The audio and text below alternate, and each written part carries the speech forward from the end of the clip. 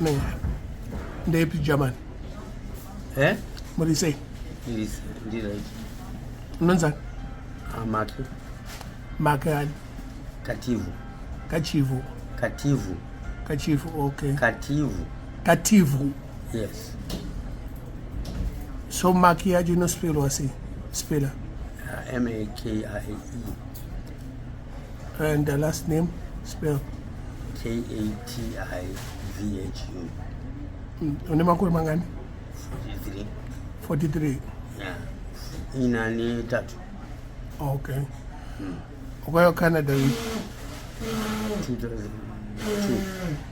2002. Yeah. Ukayo wega kana ukawenziwa nehama kana nechikoro? Ndakaunzwa namuzimukuru. Nechi? Namuzimukuru. Name? Namuzimukuru muMbombe. God. Oh, by God. Yeah. Ayo, but bakuZimbabwe ka because atingatauri nezvevakashaya. Oh, my parents. Yeah. Oh, vakashaya. Yeah. Vagara kupi kuZimbabwe?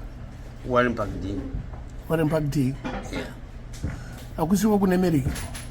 Ndo kune America ndi? Yeah, ndiko ndizvo. All right. Saka pakauya kunoku chawanyatsofunga kuda kuita chi? Kuenda kuchikoro kana kuita sei? Ndakangoya for health and well-being.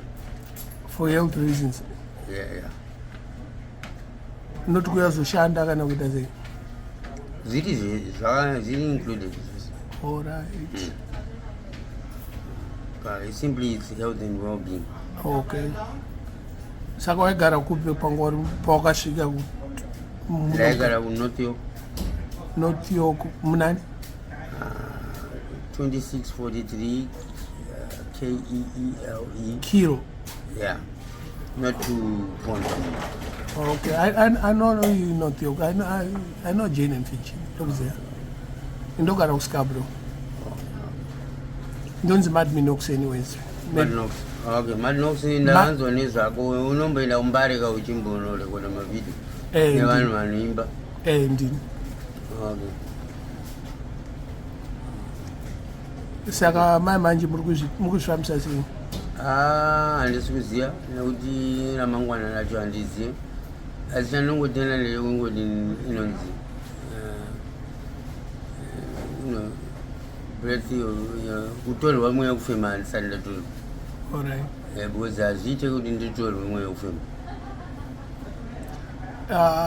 Ndisade kuita zvekufungidza. Ugara kupi mai manje? Ndogara muToronto. Kupi? Panzi. So uri kurarama streets? Yes. You are homeless? You could say this, yes. Ndakubvunza kuti chii chakaitika kuti usvike panguva yekuita homeless? Zvinonzi ndine chirwere chenjere.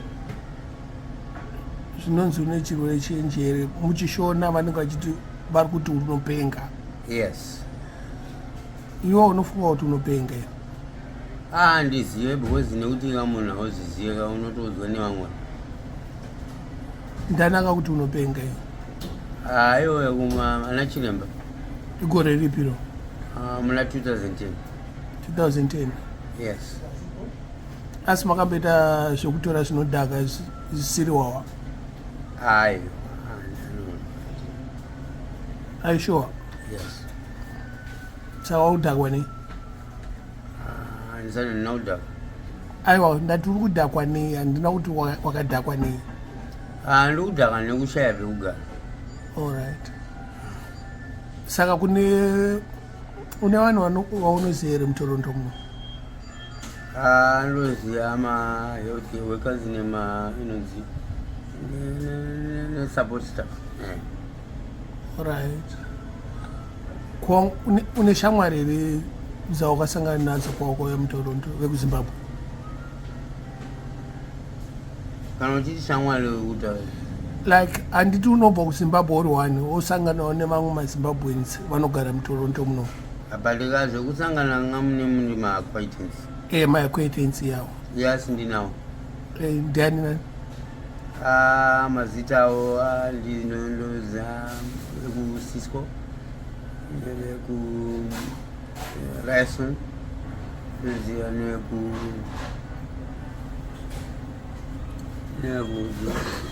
neku-Angola. All right. Ana Frank. All right. Allied. Saka hapana mZimbabwe unoziya? Vese maZimbabwe nemaAngola. All right. Because mazimba kaya unoza yange ine vanhu vakawanda. Saungakuziva kuti anobva kupi kutaura kuti anobva kuAngola. Vamwe anenge ari muZimbabwe never. Saka handingazivi kuti imwe munhu anobva. Saka pawakauya wati 2002? Yes. Wakamboendawo chikoro kana kuti wakamboshanda? Ndakaita zvese. Wakaita chii kuchikoro?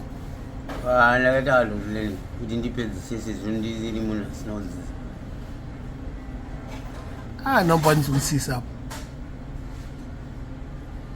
Wakaenda high school or college? Ndakaenda kuchikoro sezvo ndiri munhu asina kudzidzisa. All right. Kupa kushanda wamboshanda basa ripi? Ndakangoshandawo semabasa anosenzwa nevanhu vasina kudzidzisa. Ma-general labor? Yeah. All right. Saka kune vagari vemuToronto, maZimbabweans, vanokwanisa kubatsira vanokubata sei? Vanokuwana sei? Semawanira wandiita ndiri munhu ndangofamba kani katsala nyoni. Aiwa mai manje handiti ndasika sezvo vachiziva kuti ndiri yandiwo vataura kuti ndiri homeless. Saka ungagotadza kumuwana sei panzi. Mai tiri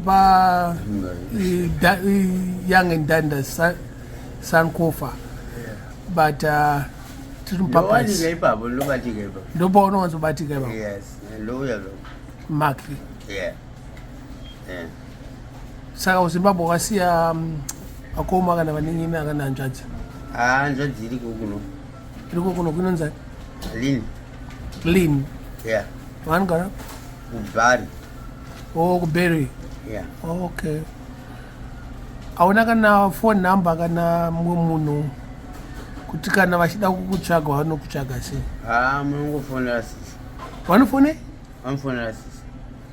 Aiwa, ko sisi vacho kana vachikutsvaga wakapedzera kwawana ri? Ndinotaura navo through my health brothers. All right.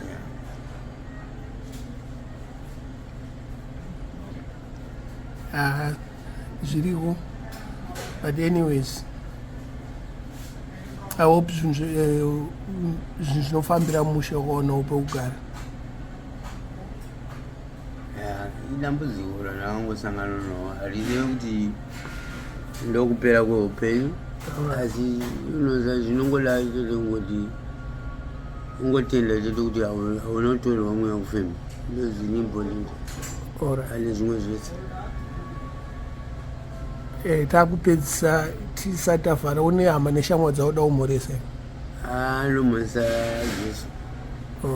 Mudzimukuru muhombe zvakanaka kuti ndakatenda despite vamwe nematambudziko andiri kusangana nawo. Okay. Tasangana sei zviya? Tasangana ndauya muno kukumbira mari yehuku. Muchidya huku. Mupapaizi? Mupapaizi mukudya huku muchitenda kamudzimukuru nekuti une 24 billion chickens. On global scale. Asi wakumbira mari neshona? Ndakumbira mari neshona. Waiziva sei kuti inini ndiri kuZimbabwe?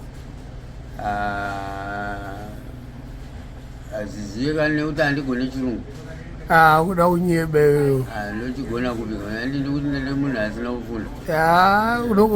Unosvika sei kuCanada usingagone chirungu? Ndizivi kuti zvinofamba sei.